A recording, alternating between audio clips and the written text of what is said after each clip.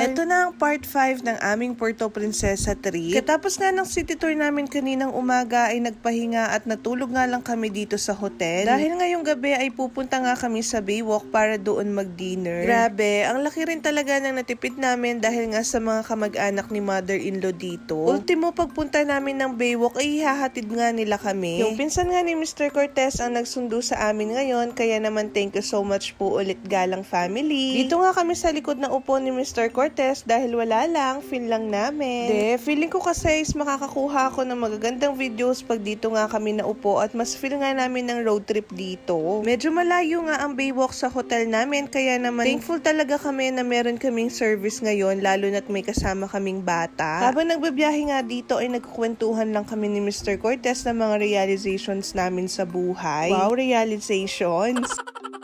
Seryoso nga, pati nga mga pangarap namin sa buhay ay napapag-usapan namin nung time na to. Grabe no, ang sarap lang ng mga ganitong moments. Pero mas na-realize ko, masarap na nga nagmo-moment pag nakasakay kami kay Primo, pero mas masarap pala nagmo-moment pag nakasakay ka ng pick-up. Uy, malay nyo naman, diba? Kaya naman manifest na natin yan. Daanan pa nga namin yung SM dito sa Puerto Princesa at alam nyo ba, trivia lang. Dahil nagtataka nga rin ako bakit mababa lang yung SM dito. And ang sabi nga, dahil daanan nito ng eroplano ay hindi talaga siya pwedeng magtaas. O diba, may natutunan kayo for today's video. Pagkaraan nga ng ilang minuto, eto, nasa Baywalk na kami. Hi, after ilang years ay nakabalik rin ako. Sobrang ganda pa rin talaga dito at sobrang alive din nga kapag gabi. Naghanap nga lang kami ng pagpaparkingan tapos ay bumaba na rin. Agad nga rin kami naglakad-lakad dito para tumingin kung saan nga kami pwedeng kumain. Ang daming activities na pwedeng gawin dito sa Baywalk, hindi lang para kumain. Meron din kasi nagpaparent na mga bike dito, yung mga parang sa Baguio. Or kahit simpleng pagtambay nga lang kasama yung pamilya at kaibigan mo ay ox na ox na. Hindi pa nga kami nakakalayo ay meron na bumubulong dito ng bo. Ito kasing si Aya ay nakakita nga ng mga lobo at bo nga ang tawag niya doon. Pero ako ang pumukaw nga ng pansin sa akin dito is yung mga lobong may mga pailaw. O bala ko, niyang abot na yung Mr. Cortez ay para nga sa akin, para pala kay Aya. Ine?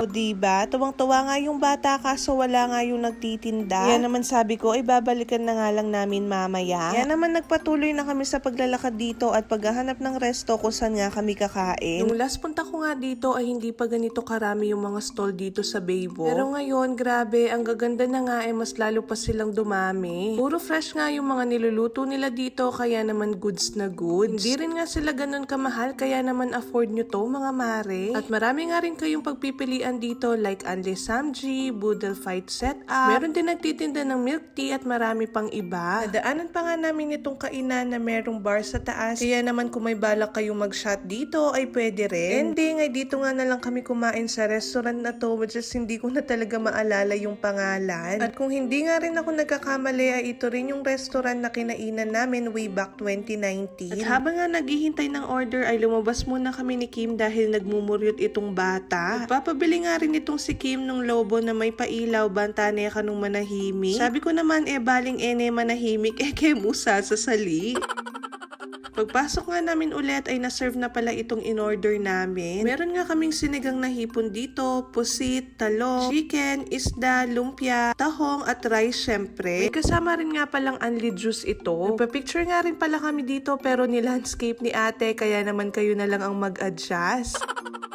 At tignan nyo naman, saglit nga ay nabili ng lobo ni mother-in-law itong si Aya. Pagkatapos nga kumain ay naglakad-lakad lang kami dito, tumingin ng ibang mga nagtitinda, pati na rin nagpicture-picture. Hindi nga rin namin pinalagpas magpa-picture sa Christmas tree na to. Dito sa kabilang side ay meron din mga nagbebenta ng mga souvenir. At kung hindi mo naman gusto ng heavy meal ay meron nga rin dito sa kabilang side. Nung okay na nga ay nag-decide na rin kaming umuwi dito pero bago nga yun ay dumaan kami sa drugstore para bumili ng tubig ni Aya. Tapos nagulat nga ako at inabot ni Mr. Cortez itong Toblerone. As a sweet tooth, hindi ko talaga mapigilan hindi kiligin dyan. Nano kayang burina nine, char. O yun lang muna sa ngayon mga mare. See you on part 6. Thank you for watching. Bye!